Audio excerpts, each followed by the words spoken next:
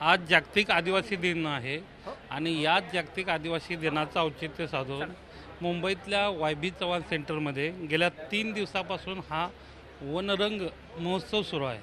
वेगवेगळी आदिवासी भागात काम करणारी माणसं असतील, आदिवासीची संस्कृती असेल, खाद्यपदार्थ असतील, या सगळ्या गोष्टीचं दर्शन जे आहे ते या ठिकाणी वनरंगच्या कार्यक्रमात आपल्याला पाहायला मिळतं आहे. आता माझ्या बाजूला जे तुम्ही बघता आहात हे राज्याचे मंत्री आहेत, अन्न व औषधी प्रशासनाच्या विभागाचे मंत्री आहेत, पण डोक्यावर फेटा, अंगात बंडे, खांद्यावर या ठिकाणी जोहारचा गमजा, धोतर असा सगळा आपला पूर्वाश्रमीचा जो ओरिजिनल पेहराव आहे. एरवी व्हाईट कपड्यात दिसणारे मंत्री महोदय आज आपल्याला आपल्या पारंपरिक पोशाखात दिसत आहेत आणि एकूण सगळा हा 3 दिवसाचा महोत्सव तुम्ही जमवला आहे. सगळे भावंड आणले तिथं सगळे या मुंबईच्या वेशीवर. काय भावना आहेत? नाही, आता तुम्ही पहिले तुमच्यामार्फत मी महाराष्ट्रातील तमाम आदिवासी आणि इतरही सगळ्या जनतेला ह्या 9 ऑगस्ट आदिवासी दिनाच्या शुभेच्छा देतो. आणि आपण सांगितलं का माझ्या शेजारी आता महाराष्ट्राचे मंत्री अन्न पुरवठा, तर आज मी मंत्री म्हणून माझा परिचय देऊ नका. मी नरहरी झिरवाळ आणि मी आदिवासी आहे, म्हणून हा आदिवासी पेहराव 3 दिवसापासून मी या ठिकाणी तो साकारला का जेणेकरून मी माझ्या समाजाचा एक घटक आहे, एक भाग आहे. आणि म्हणून माझ्या समाजाची जी रूढी परंपरा आहे ती पुढच्या लोकांपर्यंत जावी. मी शिकलो, सवरलो, मी नोकरीला लागलो, मी आमदार झालो, खासदार झालो, म्हणजे मग मी सगळं सोडून द्यायचं, म्हणजे संस्कृती कुठंतरी लोप पावायला नको, हा उद्देश ठेवून या ठिकाणी मी हा असा पेहराव केला. आणि 3 दिवसाचं ज्या काय आपण म्हणतात तर 3 दिवसात सगळ्यांना मनमुराद असा संस्कृती पाहता आली, किंवा खान पेन जे काही असेल, किंवा काल आम्ही दिवसभर इथं वारली पेंटिंगचं प्रशिक्षण काही मुलांनी इथल्या स्थानिक मुलींना त्या ठिकाणी दिलं. त्यांनीसुद्धा दिवसभर त्याचा आनंद घेतला. अशा पद्धतीनं हा आदिवासी दिन खूप चांगल्या पद्धतीचा साजरा झाला. आणि त्या कार्यक्रमासाठी पहिल्या दिवशी सुनेत्राताई आल्या, दुसऱ्या दिवशी पवारसाहेब, प्रतिभाताई, युगेंद्रदादा, सुनील भुसारा, हे सगळी लोक येऊन आणि खूप चांगल्या पद्धतीनं आम्हाला एक शाबासकीची थाप दिली का आदिवासी समाजात निवळ नाचणं कुदणं याच्यापेक्षा एक शरीरवृष्टी कशी काटक हे सुद्धा त्या ठिकाणी दाखवून दिलं, किंवा खाद्य संस्कृती दाखवली. असलेल्या कला आपण आता इथं कला दालन केलं, त्याच्यात बघितले असेल का स्वतः हातानं तयार केलेल्या वस्तू.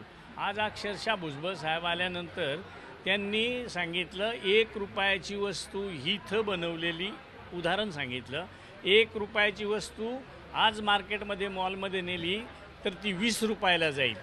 एवढी स्वस्त म्हणण्यापेक्षा बाहेर एवढी महाग आहे का जी ह्याच लोकांकडून घेतली जात असेल आणि ती तिथं विकली जात असेल. म्हणून याला कुठंतरी एक स्टेज मिळावं हा दृष्टिकोन माझा आहे. नाही, परंतु एक सगळ्यात महत्त्वाचं, तुम्ही ह्या सगळ्यांना जगाच्या वेशीवर आणले, म्हणजे राज्याचं हेडक्वार्टर असणाऱ्या मंत्रालयाच्या समोर हा सगळा महोत्सव जमला आहे. परंतु मूळ जो अजून जल, जंगल, जमीन आणि हा जो सगळा काही सत्याग्रह आहे, जीवनाचा जो संघर्ष आहे, तो अजूनही तेवढाच तीव्र दिसतोय. हे आहे, आपण म्हणतात त्याच्याशी सहमत आहे मी. परंतु जिथंही आदिवासी वाड्या वस्त्या आहेत तिथं आजही तुम्ही गेलात तर जी आदिवासीला गरजेची जी जड जंगल लागत असेल ते अजूनही जोपासलं आहे. का जसं बाहव्याचं झाड तोडत नाही लोक, वरसाचं झाड तोडत नाही लोक, भोकरीचं झाड तोडत नाही लोक. का त्याच्यापासून वनस्पती तयार होते, त्याच्यापासून उपज मिळतं. काही ठिकाणी आता या भोकरीचं लोणचं, भोकर तोडली तर लोणचं कुठून आणायचं, कारण बाहेर तर आपण लोणचं घेऊ शकत नाही, आणि घेतलं तर तेही शुद्ध असेलच असं नाही. म्हणून आपल्या हातानं बनवायचं. करवंद असतील, आळवा असतील, का जे आम्ही आदिवासीचं चिक्कू म्हणतो, आळवं म्हणजे, अशी जी काही वनस्पती किंवा ज्या खाद्य वस्तू आहेत त्याची जोपासना आजही पाड्यापुड्यांवर तुम्ही जाल तिथं जंगल आहे. शुद्धतेवर तुम्ही बोलताय आणि तुम्ही त्या खात्याचे मंत्री आहात, अन्न औषधी प्रशासन, आणि गेल्या काही दिवसापासून जर काही बातम्या बघितल्या तर आश्रमशाळा, खास करून जिथं आदिवासी मुलं जातात त्या आश्रमशाळांमधल्या मुलांच्या आहारातून मुलांना विषबाधा झाल्याचे घटना समोर आलेत. त्या बाबतीत तात्काळ त्या ठिकाणी कार्यवाही करून आणि त्याच्यावर सुधारणा केलेली आहे. भविष्यात जर असं कुठं घडत असेल तर त्याला अजून त्याच्यापेक्षा कठोर कार्यवाही केली जाईल. तुमच्या खात्याचे जे आयुक्त आहेत ते सध्या खूप लॅमलाईटमध्ये आहेत. तुमच्याशी चर्चा होते ह्या सगळ्या कारवाईच्या अनुषंगानं? आमच्याशी चर्चा आता आयुक्त म्हणल्यानंतर चर्चा ही होणारच. चर्चा होणार, झालेल्या कामाची शहानिशा होणार किंवा उगीच कोणाला त्रास होतो का असंही काही विचारतो मी नेहमी. तर तसंही काही होत नाही. आहेत त्या बऱ्याच दिवसाचा गॅप पडलेला जो काय आहे, मग कायदेशीर बाबी किंवा जी हॉटेलची व्यवस्था असेल किंवा बाकीच्या जे काही स्वच्छता वगैरे ज्या असेल, आपण पाहिलं असेल पेपरमध्ये कुठलं काही देणं किंवा विदाऊट कॅबचं वेटरनं काम करणं, ह्या गोष्टी सहज होण्यासारख्या होत्या. त्याच्यात चांगली सुधारणा झालेली आहे आणि मी सांगितलं होतं का आज माझ्या डिपार्टमेंटच्या बाबतीत मला विचारू नये असं माझं मत होतं. आज फक्त आदिवासी दिन आहे का आदिवासी दिन नाही, तर तरी पण एक मुद्दा असा येतो की या 3 दिवसाच्या कार्यक्रमात दोन्ही राष्ट्रवादीतली ज्येष्ठ नेते आणि सगळे वरिष्ठ नेते आले आणि तुम्ही एक पाठीमागं स्टेटमेंट केलं होतं दोन्ही राष्ट्रवादीच्या एकत्रीकरणाबाबत आणि त्याच्यावर खूप चर्चा झाली. आता पुन्हा एक नव्याने हे सगळे जमत आहेत, हे पुन्हा एकत्रीकरणाचे संकेत आहेत? नाही, मी 9 वर्षापासून हा कार्यक्रम करतो.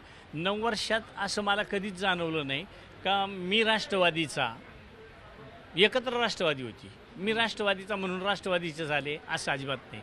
सेनेचे आले, BJPचे आले, CPMचे आले, काँग्रेसचे आले, सगळ्या पक्षांचे आले. नानाभाऊ पटोले काँग्रेसचे होते तेव्हा आम्ही एकमेकाच्या अपोजला होतो, आलेच होते.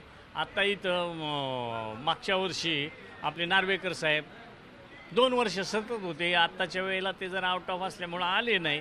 काल सचिन भाऊ येऊन गेले, आज किशोरीताई येऊन गेल्या. म्हणजे पक्ष हा विषयच नाही. पवार फॅमिली जरी म्हणली तर परवा शुभारंभाला म्हणून सुनित्राताईंना बोलवलं, त्या आल्या, त्यांनी 2 तास वेळ दिला. काल पवार साहेबांना बोलवलं, त्यांनी त्यांचे पण जी चर्चा सुरू आहे त्यामुळे एकत्र चर्चा काय असायची असू द्या, पण 9 ऑगस्ट म्हणून त्याला एकत्र येण्याच्या संदर्भात कुठेही त्याचा जुळवाजुळव होऊ नये अशी माझी सगळ्यांना विनंती.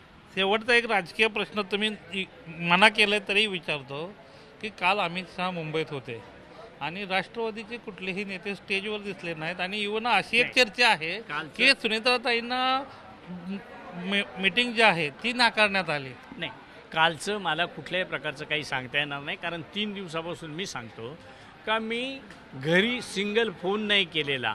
आज सकाळी माझ्या नातवंडांनी बाबा तुम्ही कशा आहेत म्हणून व्हिडिओ कॉल करून मला पाहिलं का मी एकदा एखादी गोष्ट करायची ठरवली तर त्याला वाहून घेत असतो.